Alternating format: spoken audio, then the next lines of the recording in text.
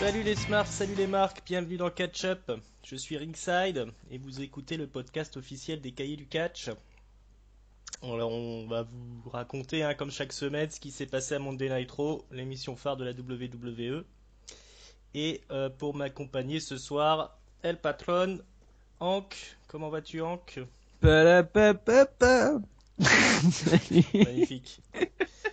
Belle, Salut, belle musique de publicité. ça va tranquillou. Le numéro du podcast, juste parce que j'aime bien donner le numéro, c'est le 33, je crois.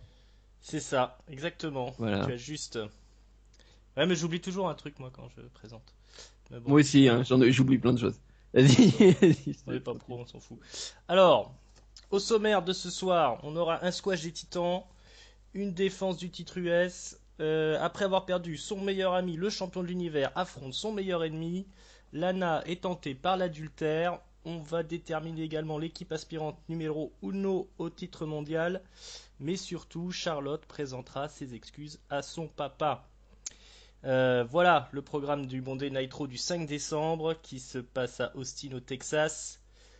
Austin, haut lieu de la musique country, blues et rock. On y Stevie Ray Vaughan, Willie Nelson et Janis Joplin y firent leur début. C'est beau. Et qui, pour débuter ce soir, qui mieux que Seth Rollins qui arrive au ring? Il arrive au ring parce qu'il a une confession à nous faire. Il veut Triple H.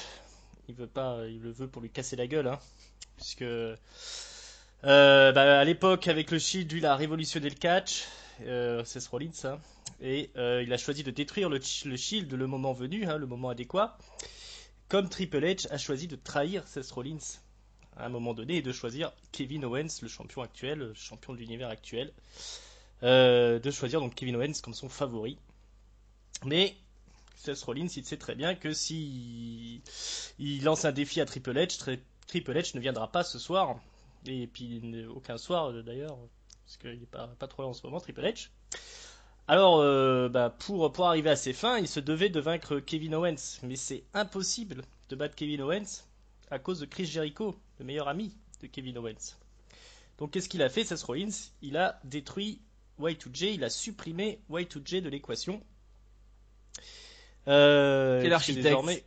Quel architecte, quel malin, puisqu'il a brisé l'amitié qui unissait Kevin Owens. Il a détruit les fondations. Jericho. C'est ça. Voilà. Je vous rappelle que la semaine dernière, il a passé à tabac Y2J sur le parking avec un pédigré sur une voiture. Donc là, c'en est trop. La musique de Kevin Owens retentit. Arrivée du champion de l'univers. Il veut parler, mais Seth Rollins le coupe direct. Il lui demande alors, je suis content que tu sois venu, comment va, j'ai des questions à te poser, comment va Chris Jericho? Kevin Owens lui répond de suite que c'est impoli de couper la parole et il lui intime de plus jamais refaire ça de manière assez menaçante. Il explique que Seth Rollins, lui, ne comprend pas ce que c'est l'amitié parce qu'il n'a pas d'amis, il a trahi tous ses amis. Il explique également que c'est les meilleurs amis, ça se dispute assez fréquemment, mais ça se rabiboche. Alors Seth Rollins le taquine, il lui dit ah ouais tu te rabiboches, mais bon est-ce que t'as reçu des réponses à tes SMS que t'as envoyé à Y2J? Donc Kevin Owens dit ouais c'est normal, on est occupé. Il était notamment occupé à faire des cadeaux. Il a d'ailleurs 3 cadeaux à faire à son meilleur ami. Et c'est mérité parce que d'après Seth Rollins c'est mérité parce que Y2J il a beaucoup aidé Kevin Owens quand même ces derniers temps. Notamment à conserver sa stature dans différents matchs. Alors ça, Kevin Owens, il aime pas du tout, il s'énerve. Il explique qu'il est un fighting champion, contrairement à Roman Reigns par exemple, une petite pique gratuite. Seth Rollins lui demande si t'es un fighting champ, accorde-moi un match. Kevin Owens il refuse, il lui dit je t'ai déjà offert assez d'opportunités. Je t'ai déjà battu il y a 2 semaines, il a dit. Voilà, j'ai déjà il y a 2 semaines, voilà. Puis ce soir, il a déjà un match. Il doit affronter Sami Zayn, comme on verra plus tard dans l'émission. Et puis, il a déjà une défense de titre qui est prévue contre Roman Reigns à Roadblock, le prochain pay-per-view, qu'il y a Monday Night Raw. End of the line. End of the line. Alors, Kevin Owens, donc c'est ça, son cadeau pour... parce qu'on reste dans l'histoire de Fighting Champ, c'est ça son cadeau à Y2J. Il a organisé un match ce soir. Y2J affrontera Roman Reigns pour le titre US. Et il a aussi organisé un match pour Chris Jericho à Roadblock où il affrontera Seth Rollins. Et il a également programmé un troisième match, c'est ça le troisième cadeau, puisque ce soir Seth Rollins sera opposé à nul moins que le Big Show. C'est le retour du Big Show, du géant. Donc ce soir, on va avoir un match entre Big Show et Seth Rollins, et c'est pas plus tard que tout de suite, le Big Show débarque. Alors Seth Rollins va tenter de déborder le Big Show, mais il se fait contrer par des puissants coups de bélier, des projections, des puissants atémis. Il va tenter un topé suicidaire à un moment à l'extérieur du ring, mais il est contré, il est chopé en plein vol, il est écrasé contre la barrière via un Gorilla Press. Après, le Big Show fait une tentative de chokeslam. Seth Rollins est ensuite projeté à l'extérieur. Mais en revenant sur le ring, il réussit à enchaîner 3 springboard high knee dans la face du Big Show. Il va tenter un pedigree, mais il est contré par un surpassement. Le Big Show, à ce moment-là, contre toute attente, se retourne contre Kevin Owens qui était resté au bord du ring et qui lui a intimé des ordres de finir Seth Rollins le plus rapidement possible en lui hurlant dessus. Donc il chope Kevin Owens parce qu'il en a marre, le Big Show, hein, il est méchant mais il est gentil aussi. Faut pas le pousser. Il attrape Kevin Owens, il lui fait un chokeslam et il le laisse en pâture à Seth Rollins. Il le monte comme ça du bout des doigts, il dit tiens regarde je te le laisse. Et il s'en va, le Big Show. En faisant des checks aux enfants. Voilà, il fait des checks aux enfants, c'est le gentil Big Show, hein, c'est redevenu le gros nounours. Il applaudit Seth Rollins avant de quitter le ring, alors même qu'il est décompté par l'arbitre, hein, parce que du coup c'était quand même un match officiel. Et donc le Big Show est compté à l'extérieur du ring. Là-dessus, Seth Rollins évidemment il fait un pedigree sur Kevin Owens. Et donc c'est la fin de cette opener. Un peu plus tard dans l'émission, je vais vous raconter ça tout de suite. Kevin Owens se plaint à Mick Foley de son traitement. Il explique que ce serait pas arrivé si Stéphanie était là. Donc Foley confirme qu'effectivement avec Stéphanie ça serait pas passé comme ça. Et il explique avec Kevin Owens qu'il aura toujours son match contre Sami Zayn un peu plus tard. Ouais, on va arrêter là. Ouais, On va peut-être... C'était la fin, hein. On va mettre... Voilà. D'accord. Non mais je te sentais parti, tu m'as fait peur. Je vais relaxer ta voix. S'il y a encore des auditeurs. Non, je déconne. Attends, c'était passionnant. Non, mais ouais, mais c'était la passion. C'est le gros chauve. Et voilà. non, mais c'était marrant cet opener, même si c'était un peu, c'était créatif et en même temps, enfin bon, c'était sympathique. J'ai pas. Par contre, j'avoue que j'avais du mal à comprendre qui était le face ou le heel pendant la promo de Owens, Owens contre Rollins au début, parce que à un moment du coup maintenant Kevin Owens il a une sorte de gimmick, genre il est frustré qu'on dise qu'il triche. Et du coup, il répond en disant je suis un champion qui se bat, etc. Enfin, genre, il sort des arguments de face, quoi. Après, du coup, Seth Rollins, lui, il explique pourquoi sa vengeance est justifiée en racontant qu'il a trahi ses potes il y a combien? Il y a un an, 2 ans. Donc du coup, il y avait une espèce de mix comme ça qui était un peu formulé. J'ai trouvé que les formulations des deux promos étaient un peu bizarres, ou des moments, c'était genre, voilà pourquoi je suis un face, mais aussi un petit peu heel, mais aussi un petit peu face. Et donc, pendant toute cette soirée, il y a 2-3 exemples de moments comme ça où on a l'impression que les scénaristes, ils ont écrit des choses qui sont... Enfin, qui définit. Je sais pas s'ils veulent donner de la profondeur au personnage, ou enfin s'ils en font exprès ou pas, mais en fait il y a des trucs un peu étranges comme ça, comme ce qui va se passer avec Enzo Amore aussi. Donc voilà, mais non, c'était sympathique. Puis au moins, j'ai eu l'impression que c'était beaucoup moins long que les openers qu'on a à Raw, qu'on avait il y a un mois avec Stéphanie et tout ça, où ça traînait beaucoup.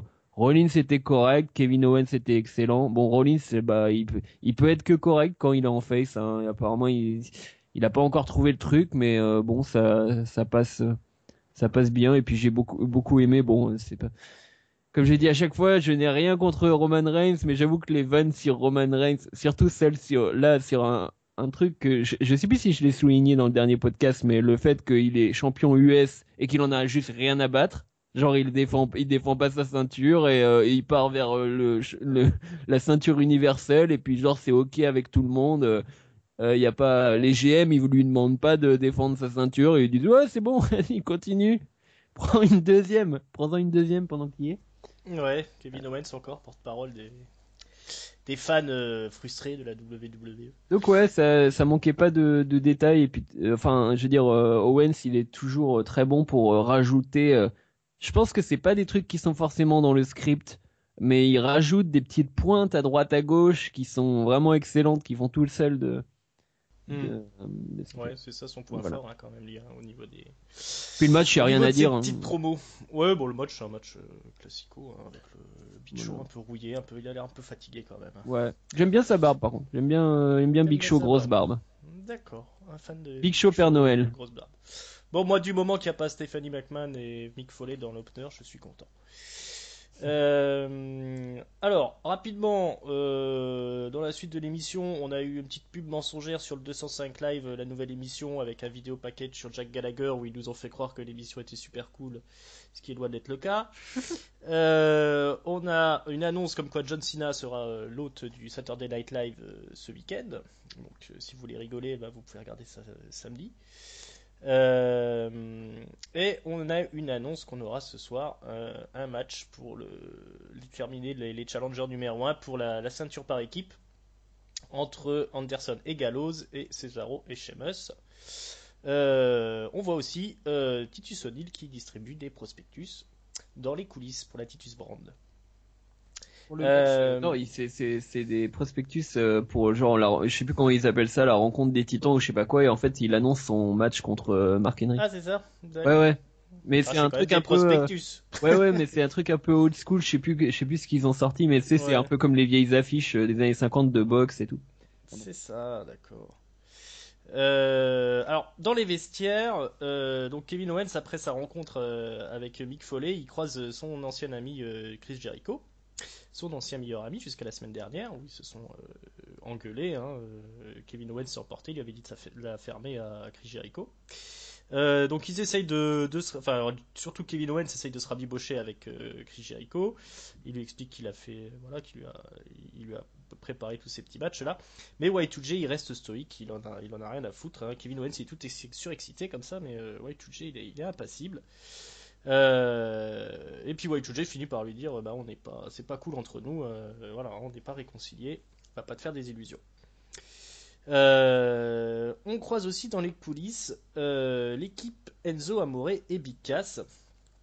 Et bah, ils sont en train de discuter, mais à côté d'eux, il y a Rousseff et Lana qui s'engueulent. Alors, on comprend pas ce qu'ils disent, hein, parce qu'ils parlent en russe ou en bulgare, allons savoir. Donc Enzo, il en peut plus, il va s'immiscer dans la discussion parce qu'il supporte pas que Rousseff parle comme ça à Lana, comment il traite sa femme, c'est pas bien. Et bizarrement, Lana va prendre le parti de Enzo. En expliquant à Rousseff, écoute, il essaye d'aider, ne l'engueule pas, parce que Rousseff tout de suite il s'énerve, il dit qu'est-ce que tu viens de te mêler des affaires qui te regardent pas. Alors Rousseff il prend la mouche, hein, il dit oh, bah peut-être que tu mérites d'être avec un mec pathétique comme Enzo, Lana, tu mérites peut-être pas d'être un mec comme moi. Lana, elle lui montre sa bague, elle lui dit voilà ça c'est le symbole qui dit qu'il y a que toi qui peux me baiser. Et puis elle jette la bague par terre. Alors là, Enzo, il pense que ça y est. Voilà, parce que Rousseff il s'en va, et puis Lana elle commence à taper la causette avec Enzo, puis Enzo il l'écoute, parce qu'il y a bien moyen de se faire sucer. Et voilà, et puis à la fin, Lana elle lui dit bah écoute, on va faire une blague à Rousseff, je suppose qu'il sera jaloux si je fréquente un autre homme, donc tu viens me voir à mon hôtel ce soir, à 19h. Alors, belle leçon de séduction d'Enzo, hein, les amis. Si vous voulez vous faire des gonzesses, il faut savoir écouter, hein. Il explique que s'il s'est rasé les cheveux sur le côté, c'est pour pouvoir entendre mieux avec ses oreilles et écouter les réglementations des femmes. Qu'est-ce que t'as pensé, toi, de ce petit Ah interlude? d'accord, on passe pas à la séquence de l'hôtel.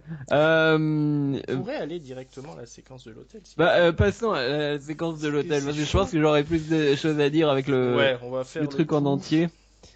Alors, bon, on va refaire un peu le fil rouge. Donc, un peu plus tard, on a Enzo qui est un peu tout excité. Il reçoit des sextos de Lana. Ensuite, bah, il s'en va parce qu'il est en train de discuter avec Big Cass, hein, dans les coulisses. Là, il y a Rousseff qui confronte Big Cass. Il dit où est ma femme? Big Cass lui dit c'est pas mon problème. Rousseff il dit tu me parles pas comme ça. Il dit je vais m'occuper de Lana plus tard. Je vais m'occuper de ta gueule d'abord. Et il dit je vais aller voir Follet puis on va booker un match. Donc on se retrouve avec un match entre Big Cass et Rousseff. Entre J'ai pas, temps, j'ai pas le temps, mais on va booker un match. voilà, hein, vite fait bien fait. J'irai taper ma femme plus tard. Entre temps, il y a Enzo quand même qui croise Ric Flair, qui Ric Flair lui prête sa limousine. Et après donc on se retrouve avec le match de Big Cass contre Rousseff. Alors Big Cass arrive au ring. Et ensuite la musique de Rousseff retentit, mais personne ne vient. Alors Big Cass il attend, puis on voit qu'il commence à réfléchir. Et il se dit, oh putain, si Rousseff il est pas là, où il peut bien être? Donc il se précipite, il cherche un téléphone, il essaye d'appeler Enzo. Et là on a un cut et on se trouve dans l'hôtel avec Enzo qui débarque dans la chambre de Lana. Il est accueilli par Lana en déshabillé. Et bon là c'est un jeu de séduction, hein, qui se joue entre les deux, hein. Lana elle fait tout pour séduire le pauvre Enzo. Elle commence à jouer les autoritaires, les maîtresses SM. Elle lui demande d'enlever son pantalon, son t-shirt, son caleçon. Et quand il se retrouve en slip, là il dit ah bah, t'es vraiment un crétin. Et elle appelle Rousseff. Alors elle appelle deux fois Rousseff parce que vraiment la première fois il n'a pas entendu. Et bah voilà Rousseff qui débarque. C'était un piège. Lana n'est pas du tout amoureuse d'Enzo en fait. Elle a menti. Et là Enzo il se fait démonter par Rousseff, hein, c'est-à-dire que Rousseff le plaque contre le mur et le pauvre il s'explose la tête contre les ports en bois. Il le fait traverser la chambre dans tous les sens. Il lui explose un pot de fleurs sur la tête. Pot de fleurs en verre. Et après, il va le traîner à l'extérieur dans le couloir. Et puis après, bah, il retourne dans la chambre avec Lana. Voilà, je n'en dirai pas plus. Bah, ouais, Euh, il y a un moment, il le balance contre un mur à moitié sur le canapé et sur le mur, et juste hmm, après, il il le balance ouais sur la table. Il y a une petite table à manger juste à côté du canapé, et il le balance vraiment genre la table elle se défonce en deux. Et Bah, rien que le premier plaquage contre le mur sur le canapé, on entend vraiment se cogner la tête contre le mur. ouais, Je suis pas sûr qu'on était dans un décor en carton-pâte pour le coup. Il avait vraiment une sale non. gueule au sortir, hein. Non, mais non, ça avait l'air d'être une vraie chambre d'hôtel. Mais Hum, hum. alors, Dis-nous tout. toute cette séquence est pour moi un peu compliquée. Pourquoi? Parce que on a Enzo qui était la semaine dernière. Enfin, alors je sais bien c'est censé être fun et tranquillou, mais qui a quand même sorti à Lana que il voulait la fourrer comme une dinde. Donc c'était un peu le Hum. mec agressif et un peu flippant la semaine dernière. Là, cette semaine, il continue en mode un peu plus gentillet, genre je suis à l'écoute et machin. Et et on le remet encore plus façon face quand il est juste devant la chambre et où il dit est-ce que c'est une bonne chose, est-ce que je dois faire ça et tout. Est-ce que c'est voilà de coucher avec une femme mariée quoi. Et puis finalement en fait il se fait tellement démonter que du coup oh enfin ouais, moi ça m'a fait une impression bizarre en fait cette séquence parce que c'est le genre de passage où où normalement ça dure pas très longtemps. Enfin, c'est le genre de truc qu'on voit plutôt backstage où un mec se fait dérouiller dans un couloir et tout, mais ça dure pas super longtemps. Mais là, j'ai trouvé que ça a duré une bonne minute et c'était mais tellement violent. Ah, mais il s'est fait, Ouais, c'est un joli punching ball humain. il s'est fait Enzo Amore. valdinguer sur les murs et c'était pas du placo, c'était pas du carton, hein, Mm. c'était pas le bar de Sheamus et Cesaro, hein. C'était, Ouais. Oh, on était sur du bon brawl d'hôtel là, c'était. Puis il est de violence aussi, Rousseff, ah ouais. quand il lui tape dessus là, Il a c'était. pas, il a pas déconné. Donc Mm. du coup c'est, ouais, ça m'a fait une impression bizarre et d'un autre côté, malgré toute la violence de Rousseff, il y a le fait que on peut pas non plus retirer l'idée que le mec essaie de coucher avec une femme mariée, donc pourquoi, pourquoi il Mm. serait non plus défendable, quoi. Donc voilà, séquence bizarre, mais par contre, ce que j'aime bien, c'est que il tente des choses. C'est le genre de choses qu'on n'aurait jamais vu il y a 2 mois dans un Raw. C'est intéressant qu'il tente un truc comme ça. Il y en a qui ont pensé que c'est ça revenait, enfin ça rappelait l'attitude Era avec beaucoup de séquences en extérieur, en dehors de l'arène ou dans des décors qui suggèrent qu'on est en dehors. Donc voilà, j'aime bien la tentative. Je pense pas que c'était parfait. Enfin, j'ai eu une impression bizarre quoi juste après. Mm. Bah, moi, c'est un peu comme tout le show. Au départ, je me disais, mais quelle idée de merde, on va encore se taper une storyline pourrie. Et puis au final, ça se termine sur un bon brawl, belle bagarre dans l'hôtel. Donc je suis plutôt satisfait au bout du compte. C'était un peu comme ça tous les démissions pour moi. C'est-à-dire que toutes les idées qu'ils proposaient, je me disais c'est quand même pas très malin. Et puis au final, c'est plutôt bien tourné. Euh, on va voir sur la suite de l'émission. Ouais, bah va y avoir vengeance de Cass et puis rivalité Cass-Rousseff, hein, je pense. Oui, c'est parti pour ça, ouais, clairement. Parce que là, je pense que il est bien blessé quand même Enzo Amore, hein, parce qu'il était vraiment dans un sale état Ouais. à la fin de cette petit passage à tabac. La suite de l'émission, Sami Zayn affronte Kevin Owens. Donc bon, ils se connaissent par cœur, hein, les deux là. Ça démarre sur des échanges de coups de poing. On a une corde à linge à l'extérieur sur Kevin Owens. On l'envoie dans les barricades. On fait un enchaînement Inzugiri, suicide dive de Kevin Owens sur Sami Zayn, mais Sami Zayn il enchaîne sur un suicide dive, hein, à peine Kevin Owens le remet dans le ring que Sami Zayn il repart pour un suicide dive. Là c'est la pub, on se retrouve après la pub avec Kevin Owens qui porte un headlock sur Sami Zayn. Sami Zayn qui s'échappe, clothesline qui contre un coup de bélier. Euh, donc, Zen finit par contrer un dropkick de Kevin Owens. On enchaîne Tornado DDT sur le tablier du ring, des jumping DDT entre les cordes. Alors là, c'est festival de souplesse. Il y a un half and half suplex de Sami Zayn sur Kevin Owens. Il va tenter un superplex depuis le coin du ring, hein, qui est contré en Fisherman Suplex modifié là, par Kevin Owens. Donc là, c'est Kevin Owens qui a l'avantage. Il enchaîne deux cannonballs, mais le troisième est esquivé. Il se fait prendre dans un exploder suplex, mais il arrive à contrer. Il tente un package powerbomb qui est contré. Sami Zayn tente un Helluva Kick qui est aussi contré par un super kick. Mais Sami Zayn réussit à placer un Half and Half suplex, un exploder et une Blue Thunder Bomb. On pense que Kevin Owens est cuit, mais c'est juste un compte de deux. On s'en va à l'extérieur, un petit coup dans les barricades. Et en remontant, Sami Zayn se fait surprendre par Kevin Owens qui le place dans une pop-up powerbomb. Et c'est la victoire de Kevin Owens. Un match solide, efficace. Assez spectaculaire par moment, hein, avec les suicide dives qui s'enchaînent. Et puis le festival de souplesse de Sami Zayn. Voilà, ça c'est du solide. Pas grand chose à rajouter, Hank. Et ben, en fait, comme je le disais juste avant qu'on démarre le podcast, en fait, ça fait partie Oh. des 2-3 matchs que j'ai un peu avancé parce que j'ai regardé ce Monday Night Raw très tard dans la soirée parce que j'avais d'autres choses à faire.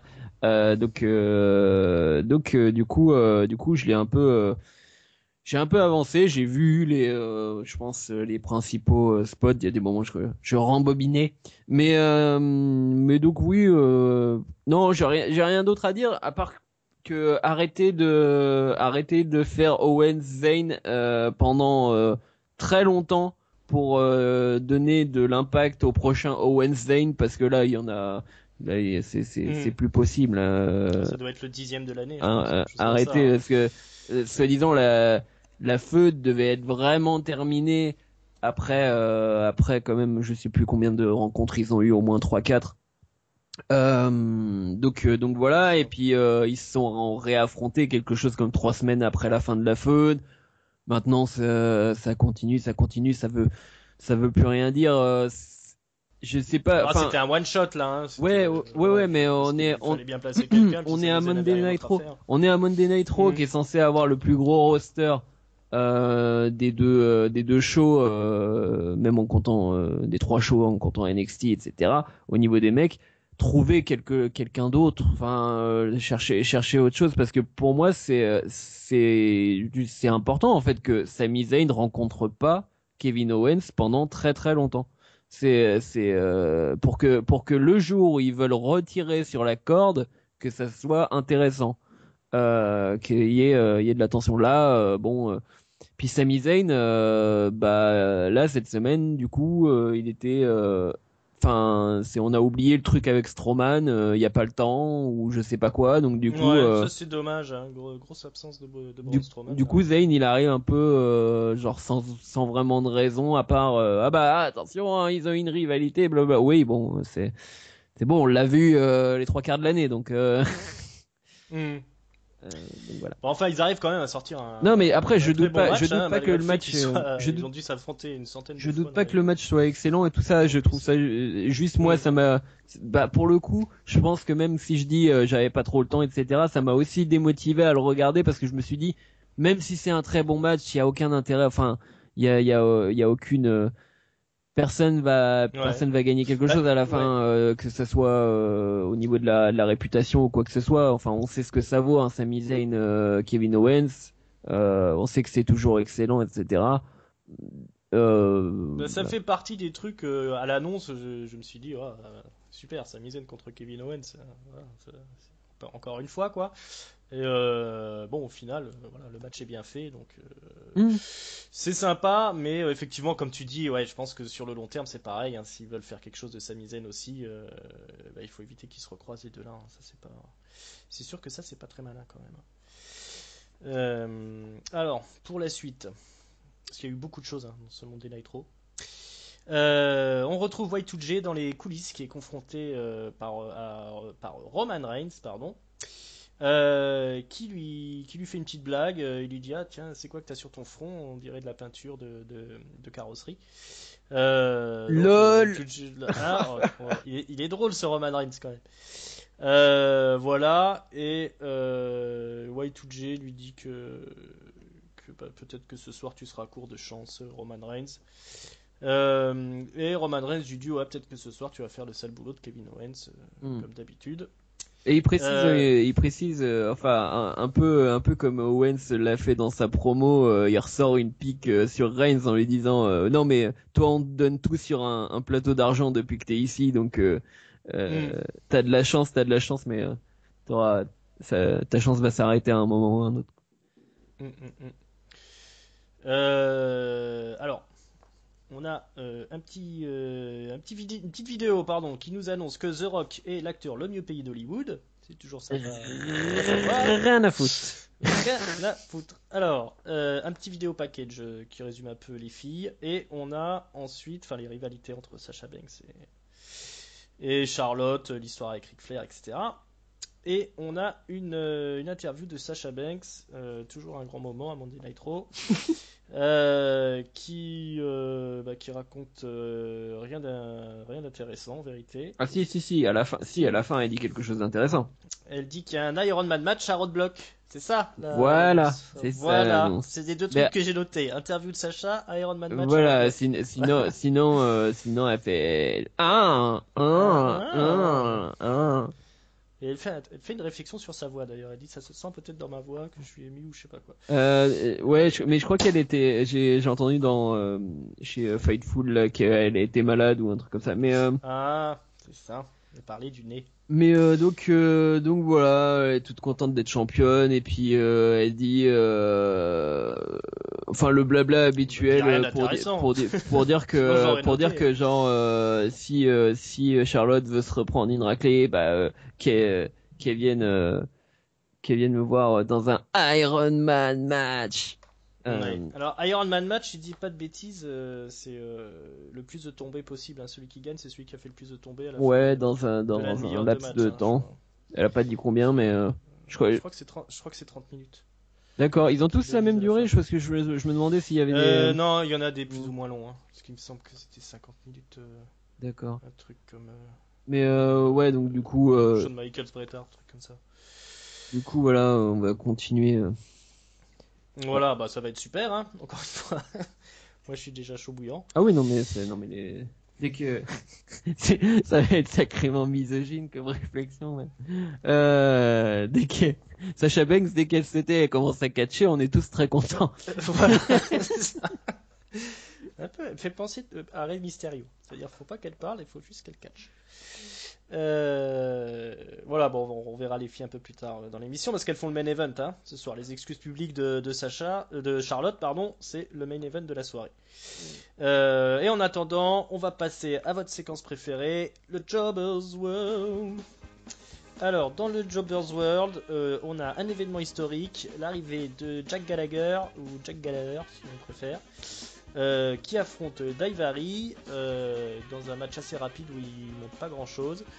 Il gagne contre Daivari avec un dropkick, violent dropkick dans le coin du ring. Daivari attaque Gallagher après le match. On a Bayley qui affronte Alicia Fox. Alicia Fox aujourd'hui elle est méchante et c'est Bayley qui gagne avec un belly to belly. On apprend que la semaine prochaine il y aura Emalina. On a le nouveau champion Cruiserweight Rich Swann qui affronte TJ Perkins. Victoire de Rich Swann par coup de pied circulaire. Le match est pas mal au début, puis après c'est complètement nul. Et on a un affrontement historique,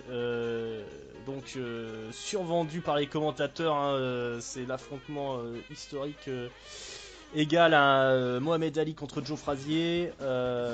Donc c'est l'immense Mark Henry, le World Strongest Man, contre Titus O'Neil, la Titus Brand. Donc deux colosses, et c'est en fait un squash. Mark Henry prend de vitesse Titus, il lui fait son World Strongest Slam, hein, et le match est fini, 1, 2, 3. Alors Titus quand même s'est fait prendre de vitesse par Mark Henry, qui esquive une corde à linge, c'est quand même pathétique. Même si j'aime beaucoup Titus O'Neil qui est mon catcheur préféré. Alors, ensuite, on va enchaîner sur le championnat US. Pas moins que Roman Reigns contre Chris Jericho. Alors, on a Michael Cole qui botche un peu l'annonce du match. Kevin Owens qui vient soutenir Chris Jericho. Mais Chris Jericho lui dit, on les voit dans les coulisses avant que le match commence. Chris Jericho lui dit non, tu viens pas, stop, je vais gagner seul le titre US ce soir. Stay away from me. Et on apprend aussi que Y2J n'a jamais été champion US. Donc il y a quand même de l'enjeu ce soir. Hein. Alors le match, on l'a lu il n'y a pas si longtemps, hein, un match Roman Reigns contre Y2J. On sait que ça fonctionne bien et encore ce soir ça va bien fonctionner. Roman Reigns prend l'avantage rapidement en esquivant un bulldog. Il envoie Y2J dans le coin du ring. Alors Y2J il est coincé dans le coin du ring. Roman Reigns lui enchaîne les cordes à linge dans la nuque. Et il enchaîne sur une souplesse, un écrasement au sol, compte de 2. Y2J réussit à placer un dropkick. Il éjecte Roman Reigns du ring. Et il effectue un crossbody depuis le coin du ring, de la troisième corde sur l'extérieur du ring. C'est une coupure pub. On revient sur une traditionnelle headlock de Chris Jericho sur Roman Reigns. Roman Reigns qui se décage à coups de coude et de coups de poing. Y2J place un dropkick. On esquive un écrasement dans les cordes. Il y a un enchaînement de cordes à linge. Y2J réussit à éjecter Roman Reigns hors du ring. Il l'empêche de remonter avec son springing dropkick, pardon. Mais après, Roman Reigns réussit à placer son basement kick après une esquive. Y2J esquive un Superman Punch et place son Lion Salt. Compte de 2. Roman Reigns place un Samoan Drop. Superman Punch. Compte de 2. Spear contré. Codebreaker contré en Powerbomb. Compte de 2.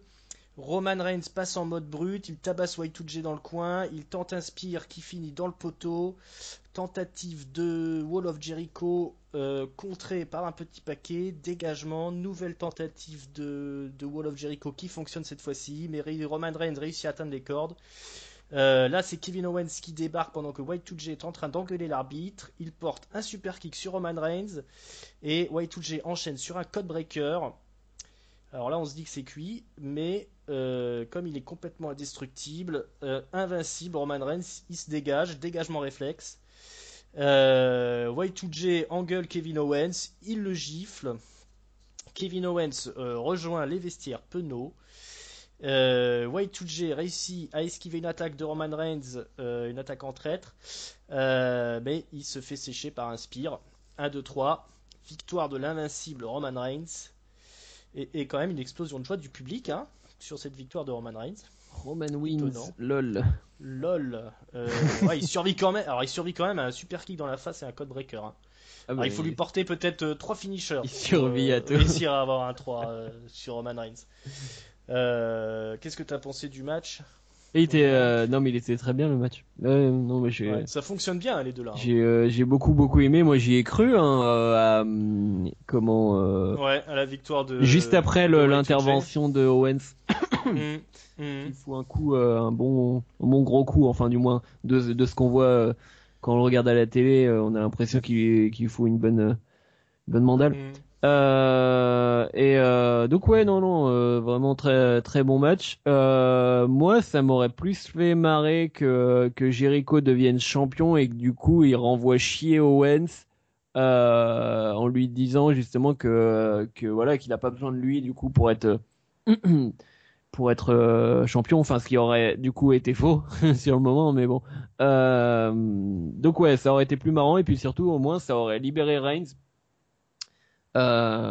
Surtout ça. Parce que Reigns de la ceinture, parce que personne n'a envie de. Enfin, quoi qu'on pense de Reigns, je veux dire, personne n'a envie d'un type qui a déjà une ceinture et qui dit j'ai besoin d'une autre ceinture. Enfin, c'est pas crédible quoi. Enfin, c'est pas crédible. On peut pas être derrière un mec comme ça quoi. Le seul, il faut. Enfin, je pense. La logique pour moi, c'est ce genre de choses-là, c'est réservé justement à un heel, quoi. Je vais faire une comparaison qui a pourtant rien à voir parce qu'on n'est pas dans le catch, mais finalement, McGregor dans l'UFC, il joue exactement, il joue avec les codes du catch parce que dans ses promos, il dit des grosses conneries qu'il pense pas du tout, mais quand il est en interview, mais il joue le méchant qui veut avoir toutes les ceintures et faire le malin, voilà, la ramener en disant je vous maîtrise tous quoi, dans toutes les catégories. Donc du coup voilà, pour moi c'est un réflexe de heel et ça aurait été bien que Reigns soit libéré de ça. Et après je sais pas comment ils vont imbriquer tout ça avec Rollins qui lui aussi il veut pas tant la ceinture que battre Owens. en fait. Dans ce qu'il dit. Ouais, il veut redevenir le favori de Triple H, Seth Rollins. Ouais, ce qui C'est ça sa est motivation. étrange en fait. Il y a deux personnages dans le roster qui sont mal torchés, c'est Roman Reigns et Seth Rollins pour moi. Ouais. Voilà, c'est pas clair que ce sont des faces, Donc on qui sont a du pas mal à heal, et comprendre. puis leurs motivations elles sont merdiques. Ça plombe un peu souvent les storylines, hein. Et C'est récurrent ce maintenant. que j'ai pas dit au début en plus, c'est que j'avais eu l'impression, c'est même pas l'impression, c'est que la promo de Rollins au début du show, j'avais l'impression que c'était un scénariste qui était en train de se justifier. C'est ça, ouais, C'était ouais, ouais, totalement non, mais ça, c'est c'était ça genre, aussi. bon alors, je vais vous raconter ce qui va se passer dans les semaines prochaines et pourquoi c'est logique. Alors du coup, je vais, Mais si, puisque je vous dis que ça se tient. alors, petit A, je vais, je vais niquer Jericho. Bon, ça je l'ai déjà fait, mais si je dois le refaire, je le refais. Petit B, je dois battre Kevin Owens et devenir champion. Petit C, je dois rencontrer Triple H à WrestleMania pour la ceinture. Voilà. Je vais vous faire un Voilà. tableau la semaine prochaine pour vous Je fais expliquer. une chronologie. Mais ouais, bah, je pense qu'à un moment donné, Triple H va revenir quand même. Et puis ça va court-circuiter la place de Seth Rollins dans le title picture. Et par contre, je sais pas, Roman Reigns, je sais pas ce qu'ils vont en foutre, hein. Et la ceinture US, il va la garder combien de temps? Ça lui sert à rien du tout cette ceinture. Ouais, puis Et ça, c'est dommage parce que là il y avait une opportunité parfaite en plus de la de, perdre, ouais, ouais, ouais, parce que clairement. là c'était logique. Mm. Il y avait plusieurs raisons, que ça soit la rivalité, enfin du coup les dissensions Owens-Jericho, ça aurait renforcé ce truc-là. En fait, le fait qu'ils aient tous les deux une ceinture et que du coup Jericho prenne encore plus confiance en lui en tant que genre catcheur juste seul, quoi. Euh, et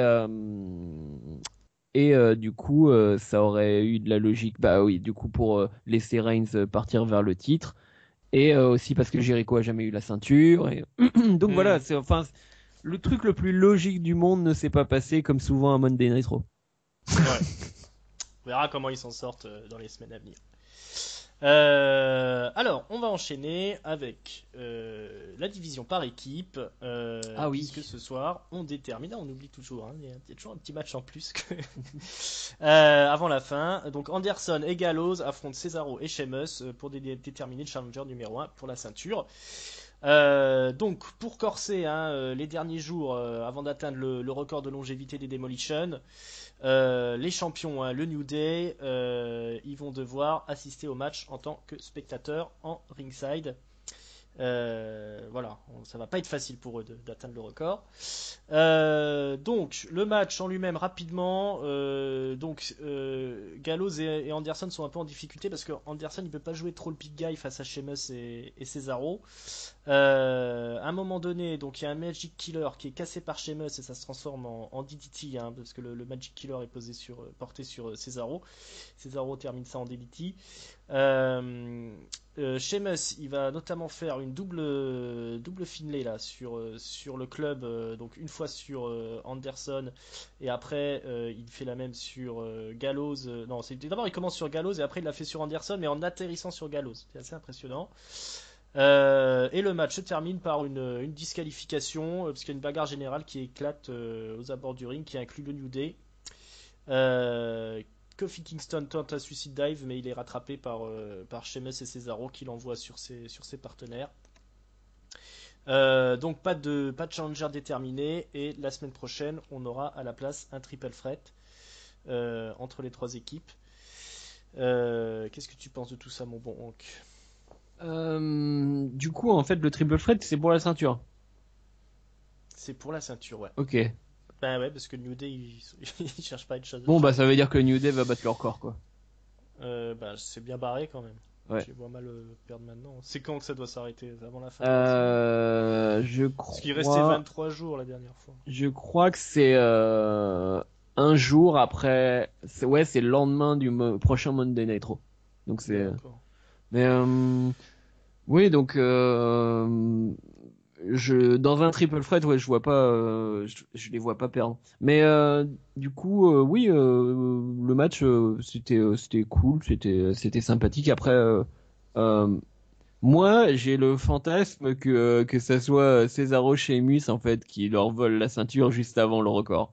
Mais Ah, j'aimerais bien. Franchement, j'aimerais bien. ça serait tellement bien. Je trouve que Sheamus, il est de plus en plus impressionnant. Il se donne à Hmm, fond. Là encore, sur le match, il a fait deux trois trucs ouais. assez, Puis assez spectaculaires. du coup avec la séquence du bar et finalement la fin de cette petite guéguerre, enfin tag team guéguerre où maintenant ils sont vraiment amis quoi. Du coup, on a plus ces chamailleries qui servaient à rien, enfin qui commençaient à vraiment être un peu lourdes. On a juste une très bonne tag team, et pourtant j'étais persuadé, hein, je l'avoue, j'étais persuadé au début de cette tag team que ça allait être un truc de genre quelques semaines de dissension et puis après ils se séparent ou on relance vers un dernier match. Cesaro Sheamus. Mais non, finalement, ça a bien marché. Après, ça serait bien, s'il reste vraiment en tag team, ça serait bien qu'ils aient un nom, quoi. Parce que j'aime pas non, mais j'aime pas les tag teams de Quand il n'y a pas superstars de qui ont nom. pas de nom, quoi. J'ai l'impression qu'ils peuvent se séparer à n'importe quel moment, en fait. C'est ça le truc. Quand t'as pas, quand t'as pas de nom dans une tag team et que c'est juste tel superstar et tel superstar. En plus, Ouais, en il y a plus, quand même quelques exemples d'équipes qui ont tenu longtemps, comme ça. ouais. Big Show et Kane, quand ils étaient en équipe, t'avais Goldust et Booker T. Mhm. Euh, ça peut quand même durer assez longtemps. En vrai, que c'est toujours un peu plus sympa quand t'as un nom d'équipe, c'est Ouais. sûr. Bah tiens, Brian et Kane, ils avaient fait la team El No. Voilà, ouais. Donc Ouais, voilà, vous avez la pourquoi team pas. RKO, Rated RKO, Mhm. truc comme ça. Là, bah ouais, bah ils ont pas plus d'idées que nous, hein. Ces connards de Mais scénaristes qui sont appelez-les payés des millions. Cesaro, tout le monde les appelle Voilà, Cesaro. ouais. Cesaro Team. C'est quand même pas terrible. Non, ouais, c'est un peu nul. Mais Ouais. non, mais Ouais, voilà. voilà, bon. Mais tu vois, ça, c'est la limite des scénaristes qui se reposent sur les catcheurs, hein, parce qu'ils ont un roster tellement de qualité qu'ils ont même pas trop besoin de se casser la tête sur les scénarios ou Hmm. ou voilà, sur des détails comme ça qui sont quand même relativement importants, parce qu'ils savent que de toute façon, les mecs, ils vont faire le taf derrière. Donc, ça, c'est encore, c'est un peu de la fainéantise de la part J'aurais, des dirigeants j'aurais des dit bookings. peut-être un nom qui réfère au fait qu'il soit européen, mais Ouais. ça va forcément se traduire par c'est des heels, machin, etc. Hmm. Parce que dès que t'es américain, t'es méchant. Enfin, dès que t'es pas Ouais, américain, t'es méchant. Dans la WWE, c'est, c'est ça. de, Ouais, parce que t'avais la League of Nations il y a pas si longtemps, et voilà, ouais, on a voilà. vu ce que c'était, quoi. Voilà, bon, en tout cas, il y a du talent dans la division tag team. On verra la semaine prochaine ce que ça donne, Hmm. leur triple threat. Allez, on enchaîne sur le main event. Il est temps. C'est les filles hein, qui font le main event, et puis c'est pas un match, c'est les excuses publiques de Charlotte Flair, qui va s'excuser auprès de son papa, qu'elle a en quelque sorte renié il y a 6 mois environ. Elle fait son mea culpa, donc elle arrive sur le ring pleine d'émotion, tremblement dans la voix. Elle explique qu'elle a été une mauvaise fille, avec des mots même plus durs que ça. Donc on a une longue rediffusion quand même du segment sur Ric Flair, là où il a sa coupe rose sur le nez, là où il pleure, c'est dégueulasse. Elle explique qu'elle a eu le cœur brisé de voir son père lever le bras de Sasha Banks la semaine dernière à Raw, à Charlotte. Donc quand Sacha a vaincu Charlotte et récupéré la ceinture de championne féminine. Voilà, c'était encore plus dur pour elle que de perdre la ceinture, c'était de voir son père comme ça lever le bras de Sacha. Donc elle fait venir son papa. Bon alors pendant tout le temps où elle fait son speech, il y a des watch chants du public qui Hmm. bousillent tout. Voilà, on sent qu'elle est pas, c'est un peu difficile pour elle hein, de faire son face turn. Euh, et là, Ric Flair arrive. Bon, Ric Flair, il est un peu sur la défensive, il est pas très content, mais voilà, il finit par fondre. Il enlace Charlotte. Voilà, ils sont réconciliés. On va se resserrer une deuxième fois dans les bras. Mais là, surprise générale, Charlotte claque une gifle retentissante sur son père. qui s'écroule dans le coin du ring, tétanisé. Elle lui explique que voilà, mais pour qui tu te prends, tu crois qu'on va se réconcilier, ça marche pas comme ça. Je te déteste. En plus, voilà, tu choisis Sacha à ma place. T'es vraiment qu'un salaud. Et bah là, c'est Sacha Banks qui débarque. Elle vient défendre Ric Flair. Mais elle se fait cueillir par Charlotte directement. Charlotte la passe à tabac. On l'envoie à l'extérieur du ring, dans les barricades. Et on finit par la prendre en powerbomb inversée là et à l'exploser sur le coin du ring, hein, à l'extérieur du ring, hein, le coin customisé. Donc elle est complètement knock-out, Sacha. Donc ben, Charlotte la traîne jusqu'au pied du Nacho Boy, qui est visiblement écœuré par les agissements de sa propre fille. Dit voilà, là voilà ta championne. Et c'est sur ces images choquantes que se termine Monday Night Raw. Qu'est-ce que t'as pensé de tout ça? J'entends des applaudissements. Et oui, c'est le public qui applaudit. Quelle S'il perfection. n'y avait pas ce public de connards, cette séquence Ouais. aurait été parfaite. C'est C'est ça. ce putain de public de merde qui fait what pour aucune raison. En plus, elle est juste au niveau de l'émotion, elle était plutôt bonne au début.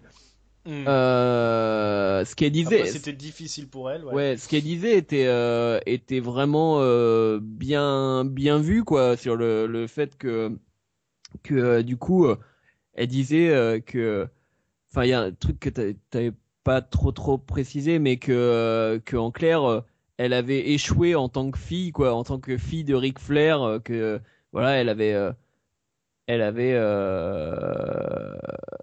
enfin, en clair, elle suggérait que finalement la fille de Ric Flair, l'héritage de Ric Flair, tout ça, bah c'était Sasha Banks et que elle s'en est rendue, enfin elle a vu ça quand il a levé le bras de Sacha et donc voilà.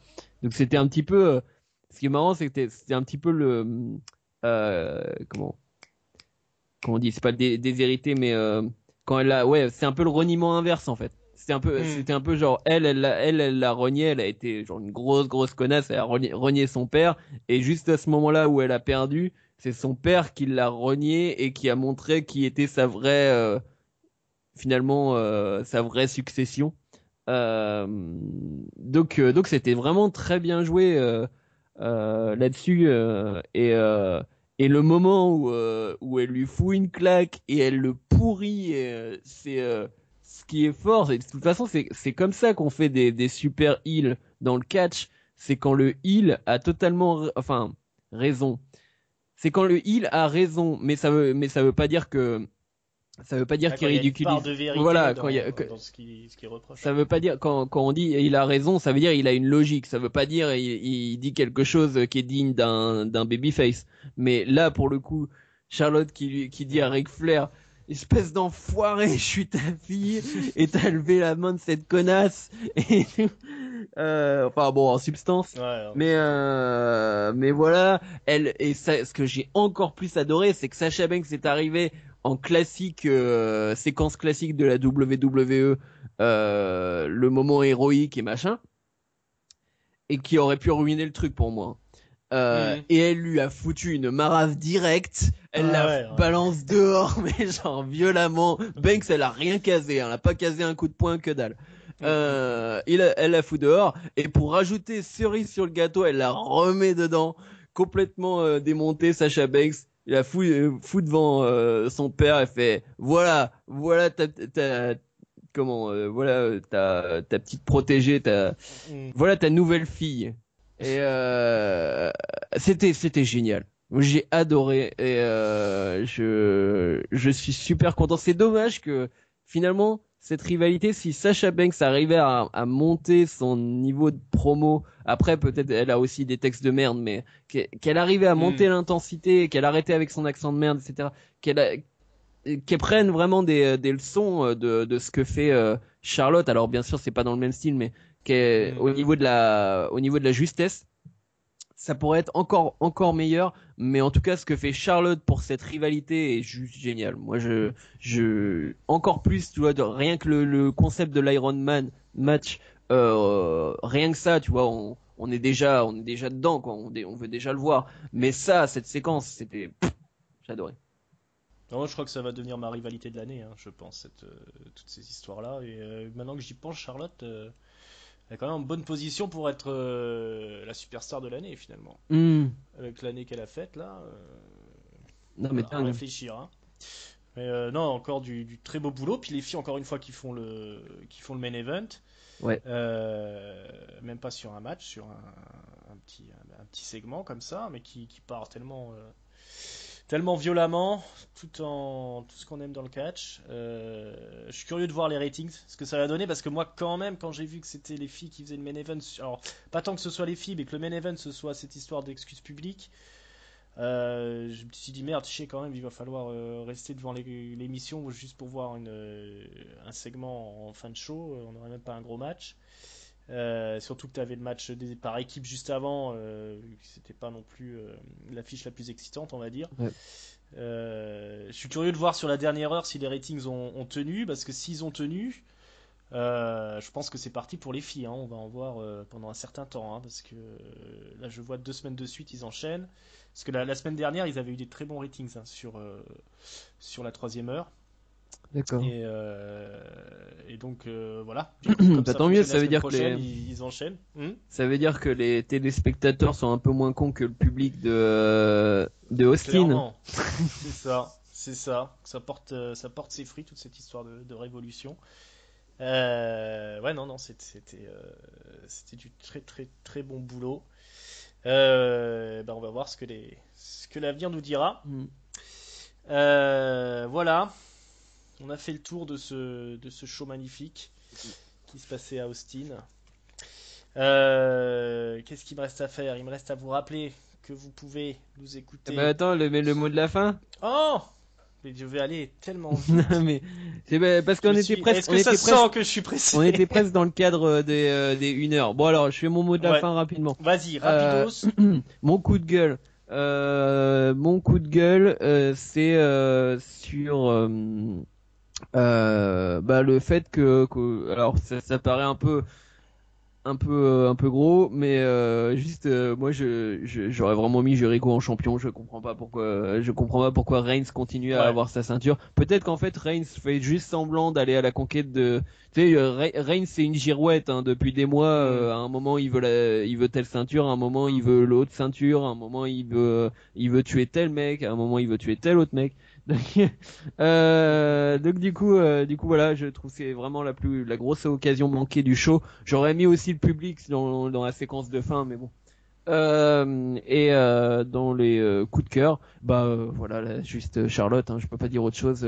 Charlotte était incroyable. Charlotte tue tout le monde au niveau technique et commence à sacrément dépasser la majorité des gens au niveau de ses promos. Ouais, Donc, carrément. Charlotte, I love you. Voilà. Voilà. Charlotte, on t'aime. Une petite note là-dessus? Oui, une note. Du coup, les matchs, il n'y avait pas que tous des enjeux, tout ça, donc je vais mettre 3,5. Ok, c'est bien. Moi, mon flop, c'est l'absence de Braun Strowman. Pas Ouais. trop content qu'on le voit pas, hein. Il y a assez de temps dans le show pour le placer quand même.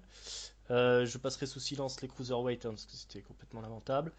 Et mon top, c'est la bagarre dans l'hôtel avec Rousseff contre Enzo. Voilà, pour pas citer les filles, hein, parce que le truc top, c'était les filles quand même. J'ai dit bravo à Enzo de pas avoir eu la goal pendant toute la séquence. Et Voilà. exactement. Je sais pas comment, C'est- je sais pas comment il a Il a fait, dû peut-être une se coquille, quelque chose. scotcher voilà, Enfin, scotcher une le coque. sgeg. Voilà, et puis pour la note, allez, je vais mettre un 4 parce que c'était quand même bien cool, même si bah, pendant tout le show, comme je disais, je me disais pourquoi ils font ça, et à chaque fois j'étais agréablement surpris, hein, donc ça veut dire que c'est bien fait. Voilà. C'est parti pour Voilà, l'auto-promo.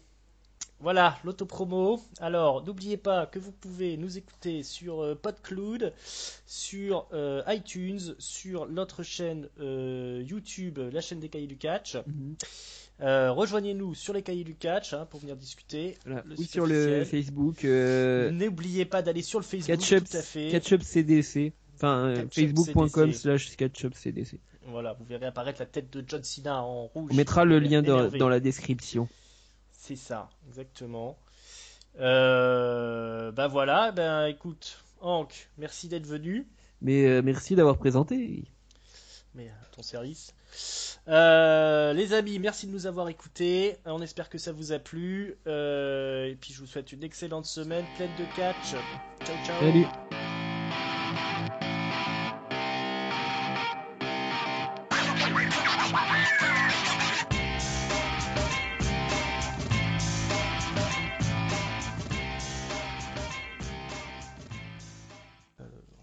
Qu'est-ce que tu... C'est toi qui gratouille?